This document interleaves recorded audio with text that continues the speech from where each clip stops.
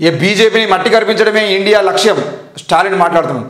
తమిళనాడులో ఖరారైన సీట్ల సర్దుబాటు, తమిళనాడు అసెంబ్లీ ఎన్నికల్లో సాధించిన విజయం తమ కూటమి లోక్సభ ఎన్నికల్లోనూ కొనసాగుతుందని డిఎంకే చీఫ్ తమిళనాడు సీఎం ఎంకే స్టాలిన్ స్పష్టం చేశారు. రాష్ట్రంలోని 40 లోక్సభ నియోజకవర్గాల్లో విజయమే లక్ష్యంగా భావించి ముందుకు పోతున్నామని చెప్పేసి మాట్లాడుతున్నాం. మొత్తానికైతే బీజేపీని మట్టి కనిపించడమే ఇండియా కూటమి లక్ష్యం అని చెప్పేసి ఎంకే స్టాలిన్ అంటున్నాడు.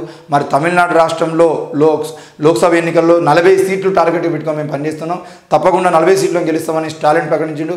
మరి ఇండియా కూటమికి లక్ష్యానికి సంబంధించిన విషయంలో ఇక్కడ ఒక విషయాన్ని మాత్రం మాట్లాడుకోవాల్సి ఉంది. దేశవ్యాప్తంగా కాంగ్రెసో బీజేపీ అధికారంలోకి రాకుండా మొత్తం 400 సీట్లు కాంగ్రెస్కు రావద్దు, 400 సీట్లు బీజేపీకి రావద్దు. తమిళనాడులో స్టాలిన్ ప్రభుత్వం 40 సీట్లు గెలుచుకోవాలి. ఇక్కడ తెలంగాణలో అవసరమైతే బీఆర్ఎస్ కొన్ని, ఎంఐఎం కొన్ని, బీఎస్పీ కొన్ని, ఎవరెవరు స్థానిక సంస్థలు అంటే స్థానిక పార్టీలు ఉంటారో ఆ ప్రాంతీయ పార్టీలు ఏవైతుంటే ఆ ప్రాంతీయ పార్టీలు గెలవాల్సిన అవసరం ఉంది. ఈరోజు ఆంధ్రప్రదేశ్కి పోతే వైఎస్ఆర్ జగన్మోహన్ రెడ్డి లేదంటే చంద్రబాబు నాయుడు, ఇట్లా ఏ రాష్ట్రానికి పోయినా కూడా సగానికి పైగా ఎంపీలు ప్రాంతీయ పార్టీలు గెలిస్తే తప్పకుండా కేంద్రంలో ఏ రాజకీయ నాయకుడైనా కూడా భయపడి ప్రజల కోసం పనిచేయాల్సిన అవసరం ఉంటుంది. ఈరోజు 250, 300, 350 సీట్లు గెలుచుకుంటే ఒక 50 సీట్లు వాందో వీందో సపోర్ట్ తీసుకునేదంటే మన అధికారంలోకి వస్తామనే ధైర్యంతో ఉన్న పార్టీలు 24 గంటల పాటు ఎవరిని అంటే ఎవరిని గురించి ఆలోచించకుండా, ప్రజల గురించి అసలు పట్టించుకోకుండా, ప్రజా సమస్యల గురించి పట్టింపు లేకుండా పోయి పార్కుల్లో ఏనుగుల మీద తిరుగుతూ ఉంటాడు ఒక్కొక్కడు. కాబట్టి అట్లాంటివి జరగకుండా ఉండాలంటే, భయంగా ఉండాలంటే ఈరోజు తెలంగాణలో రేవంత్ రెడ్డి ఎంత భయపడకుండా పనిచేస్తాడు. కేవలం 5 సీట్లు ఎక్కువ వచ్చేది ఉంటే ఈరోజు బీఆర్ఎస్ పార్టీ అధికారంలోకి వస్తుంది. మన ఎమ్మెల్యేలను ఒక 5 మందిని కొనుగోలు చేసుకుంటే రేపు మళ్ళీ బీఆర్ఎస్ పార్టీ వచ్చి అధికారంలో కూర్చుంటుంది అని చెప్పేసి ఎంత జాగ్రత్తగా వాళ్ళ ఎమ్మెల్యేలను కాపాడుకుంటూ, మినిస్టర్లను కాపాడుకుంటూ జాగ్రత్తగా ప్రభుత్వాన్ని తీసుకుపోతుండో అట్లాంటి భయం ఉండాలంటే తప్పకుండా ప్రాంతీయ పార్టీల ఆధిపత్యం పెరగాలి. అప్పుడే బీజేపీ కానీ కాంగ్రెస్ కానీ చేసేటువంటి అరాచకం ఏదైతే ఉందో, మేము కాకపోతే మీరు కాకపోతే మేము అని చెప్పేసి అటువంటి పాలన ఏదైతే ఉందో అది పోతుంది. ఏంది అని అంటే కాంగ్రెస్ అధికారంలో ఉన్నప్పుడేమో అవినీతి పాలన అవినీతిని అంతం చేద్దామని చెప్పేసి బీజేపీ అధికారంలోకి వస్తుంది. బీజేపీ అధికారంలో ఉన్నప్పుడు మతతత్వం పోవాలి, సోషలిజం రావాలని చెప్పేసి మళ్ళీ కాంగ్రెస్ ప్రభుత్వం అధికారంలోకి వస్తుంది. ఈ రెండూ కూడా మీరు 75 ఏళ్ళు అయింది, ఇంకో 75 ఏళ్ళు అయినా కూడా ఈ రెండు పార్టీలు ఒకరినొకరు తిట్టుకుంటూ వాళ్ళ అధికారంలో ఉంటారు తప్ప ఇంకో పార్టీని అధికారంలోకి రానిరు. కాబట్టి ఈరోజు మాయావతి అడుగుతున్నటువంటి విషయం కూడా అదే. మేము మీ ఇండియా కూటమిలో చేరాలంటే ప్రధానమంత్రి అభ్యర్థిగా నన్ను ప్రకటించండి, అంతే కదా.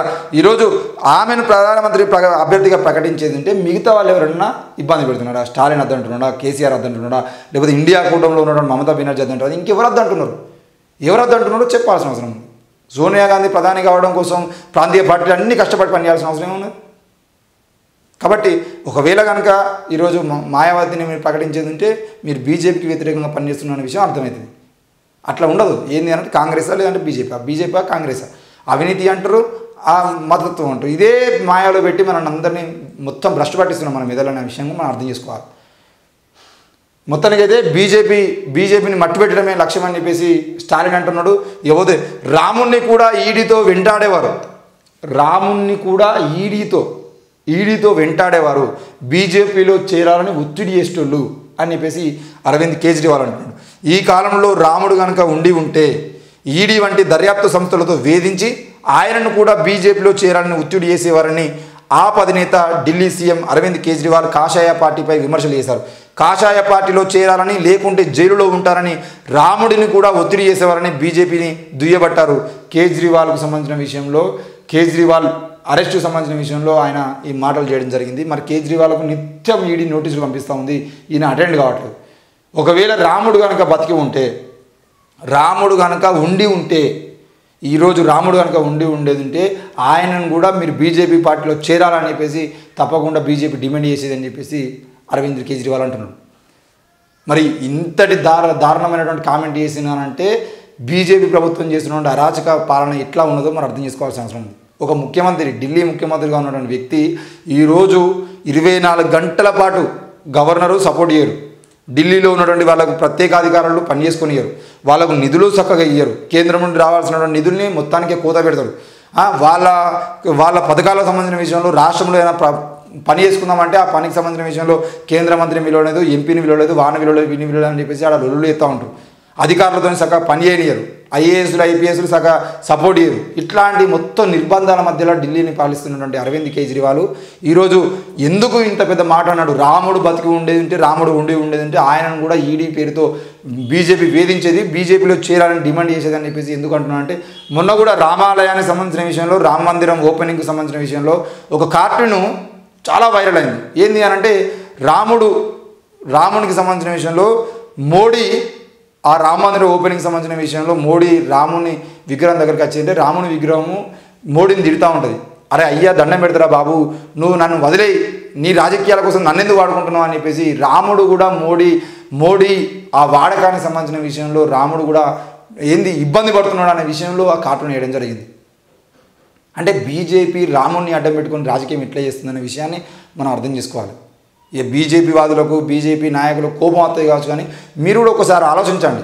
బీజేపీ ఈరోజు రాముని వాడుకుంటుందా లేదా అనే విషయం మీద మీరుగా గుండెల మీద చేసుకొని ఒకసారి ఆలోచిస్తే తప్పకుండా నరేంద్ర మోడీ అనే వ్యక్తి దేవుణ్ణి అడ్డం పెట్టుకొని, మతాన్ని అడ్డం పెట్టుకొని, రాముణ్ణి అడ్డం పెట్టుకొని, ఈరోజు కృష్ణుని అడ్డం పెట్టుకొని రాజకీయం చేస్తున్నాడు తప్ప, ఆ రాజకీయం చేసి బీజేపీ అధికారంలోకి వచ్చిన తర్వాత అదే హిందుత్వవాదులకు ఏమైనా లాభం చేకూరింది అని అంటే ఒక్క లాభం చేకూరలేదు. ఈరోజు హైదరాబాద్ గాంధీనగర్లో అదే హిందువులకు సంబంధించినటువంటి ఇళ్లను కూలగొట్టిరు. ఇళ్లను కూలగొట్టి వాళ్ళు 30 ఏళ్ళుగా 20 ఏళ్ళు 30 ఏళ్ళుగా అక్కడ గుడిసెలు వేసుకుని ఉంటారు. అంటే ఆ గుడిసెలు మొత్తాన్ని కూలగొట్టిరు. పోయి వాళ్ళకి సపోర్ట్ చేయండి హిందువులకు, ఒక్కడు రాడు. మళ్ళా ఏమనంటే హిందుత్వం అంటాం. వీళ్ళు గెలవడం కోసమే హిందుత్వం, వీళ్ళు గెలవడం కోసమే రాముడు, వీళ్ళు గెలవడం కోసమే కృష్ణుడు, వీళ్ళు గెలవడం కోసమే కులము మతం తప్ప నిజానికి వాళ్ళకు ఆ కులాల మీద కానీ, ఆ మతం మీద కానీ, ఆ దేవుని మీద ఇలాంటి ప్రేమ లేదు. అది మొన్న పీఠాధిపతులు కూడా క్లియర్గా చెప్పారు, రాముణ్ణి నరేంద్ర మోడీ రాజకీయం కోసం వాడుకుంటున్నాడు అనే విషయాన్ని అరవింద్ కేజ్రీవాల్ కాదు, మొన్న 5 మంది పీఠాధిపతులు చెప్పారు, శంకరాచార్యులు చెప్పారు. మరి ఆ శంకరాచార్యులు వాళ్ళు ఎందుకు చెప్పారు? ఈ విషయం రాకేష్ మాట్లాడుతున్నాం, అరవింద్ కేజ్రీవాల్ మాట్లాడుతున్నాం, మీరు కోపం వస్తుంది. కానీ మొన్న మఠాలకు సంబంధించినటువంటి శంకరాచార్యులు ఎందుకు చెప్పారు అనే విషయాన్ని కూడా మీరు ఆలోచించాల్సిన అవసరం ఉంది. ఇది నరేంద్ర మోడీ ప్రభుత్వము. నరేంద్ర మోడీ దేవుణ్ణి వాడుకొని రాజకీయం చేస్తున్నాడు.